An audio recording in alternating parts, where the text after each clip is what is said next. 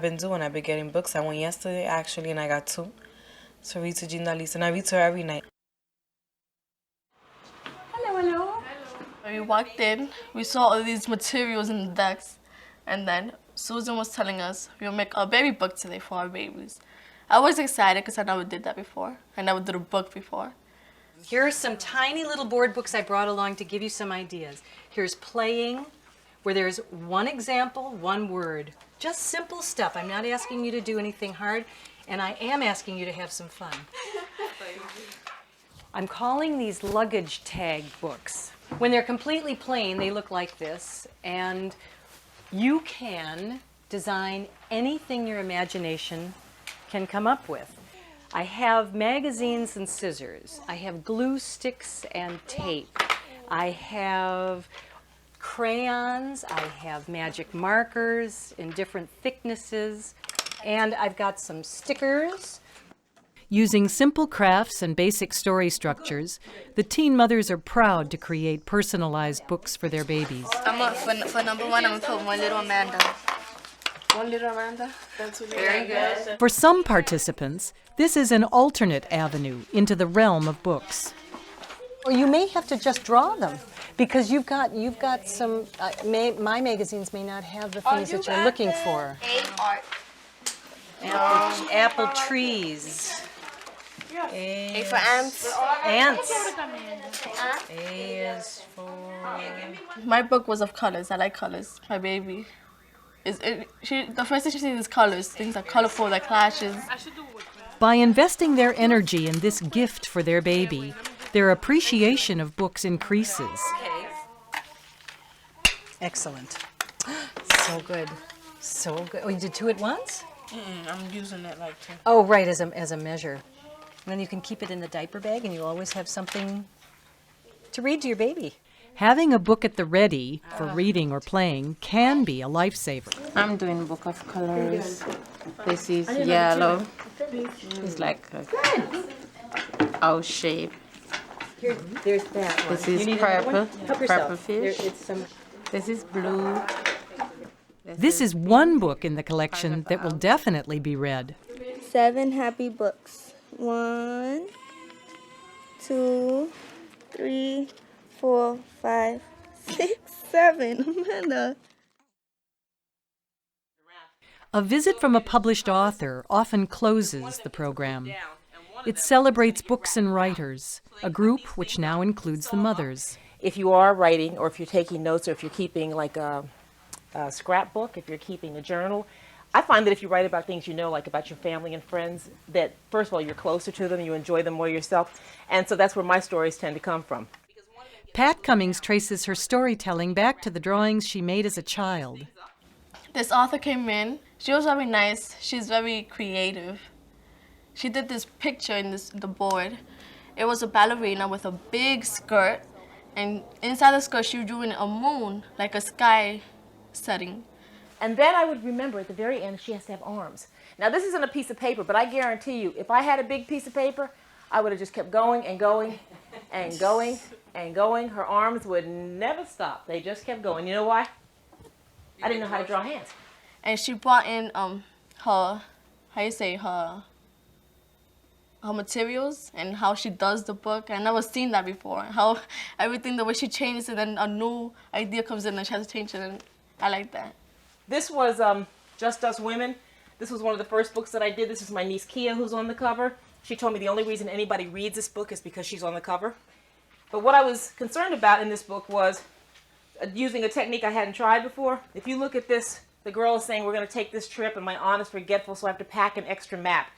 If you take a look up close at this map, it's got quite a few cities. For me, it takes about 4 days to do 1 page. And to do this map took me about 10 minutes. Because I went and got a map and I made a Xerox copy and I cut it up and I pasted it down. And when I took it in, they said, oh, this must have taken you forever. And I said, it was nothing. It was nothing. Just, you know, not cheating, it's just collage. Some students may be surprised to discover that the creativity displayed in a glossy published book primarily comes from one person's efforts. You usually have one protagonist, one important character that's going through some changes. Here's the character, here's the problem, here's how they get out of it. Because what you're dealing with really small readers, they're trying to figure out, how do I work this out, you know? I have to share this toy and I don't want to share this toy. And usually in the story, there's something that happens that shows the kid who's reading it, here's one way you can handle this. Pretty simple stuff. And you've all had experiences like that, where you've had to learn to, you know, get along with somebody or face that first day at school. Surely there are authors in every community who would be excited by the opportunity to reach 2 generations of new readers at once. I wanted to show you how this one came to be. My aunt came back. I tried to put together this whole thing where she came back from Timbuktu and brought me back a wooden shoe. Back from Bucharest, she brought me a quilted vest. My aunt came back from Montreal, she brought me back a parasol. The whole point of this is that the language is what's important, because when you're reading to a little baby who doesn't understand the words, it's the sound. And Timbuktu. I wanted to show you what went into this in terms of the pictures. None of this stuff was working. And then my niece had a brownie project, and she needed me to sketch this costume. And I liked the lines in between things, and I decided what I think I want to do is outline these characters like that. And it was really nice because I never met like an author. And now I knew how nice it is like to write books, and how it's like you enjoy yourself writing books, and she knows how to draw, and that's good. Another step on the way to a family library, an autographed copy of the visiting author's book. Thank you. I read the book as soon as I went home. It was real cute. She liked it. She liked it, the one that my aunt came back. She loves that one. My aunt came back from Old Beijing. She brought me back a golden ring. High chair. Oh, look at the baby in the high chair. An essential part of the program is reading to babies. This can happen in a daycare setting, in a classroom or school library, in groups or individually. Look at the baby in the carriage. Look, China. Bottle. You love. This baby's attention span seems brief, but with more time spent this way, that will change. In the gray green room, there was a telephone and a red balloon and a picture of the cow jumping over the moon. And there was 3 little bears sitting on chairs. In any Read to Me program, there will be frustrating moments. Coming together for even a few brief seconds is a good beginning. Look, Tati.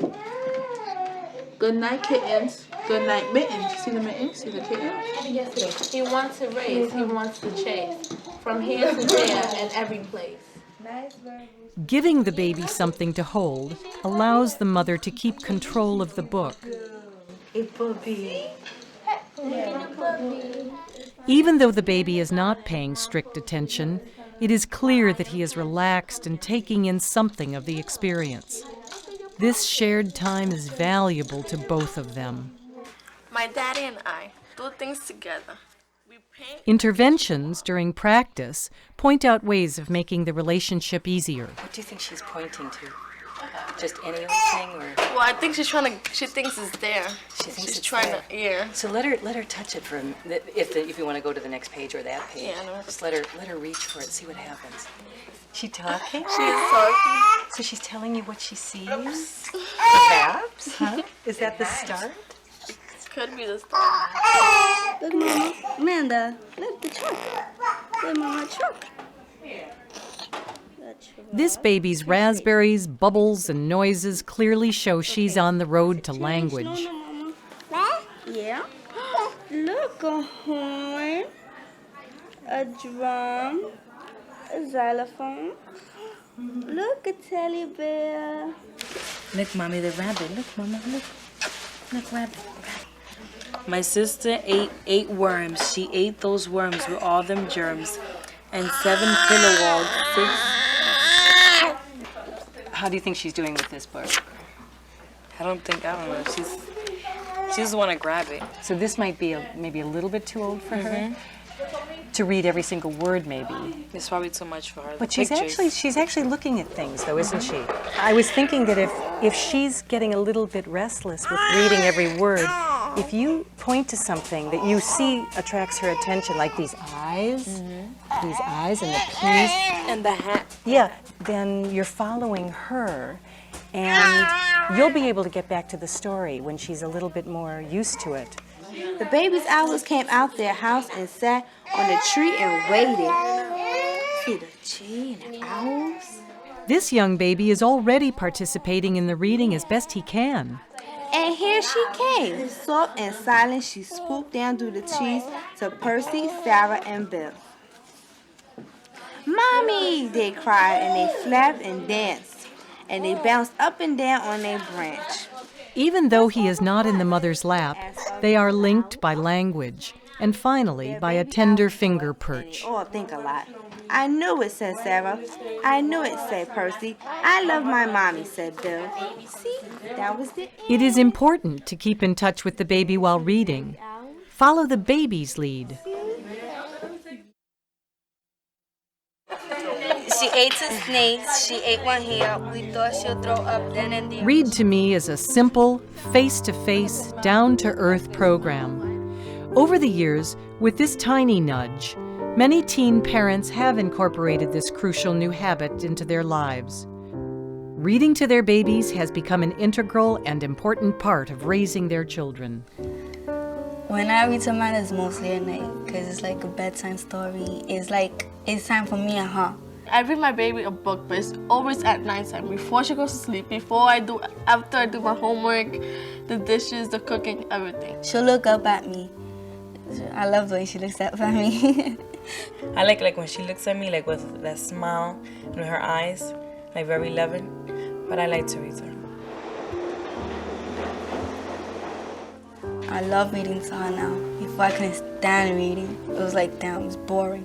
But now I read to her more. If I haven't done the Read to Me program with Susan, it wouldn't have happened about the reading to my baby, reading books to my baby. For me, it inspires her to read more books because I'm reading to her. And hopefully when she has her kids, she can read to them.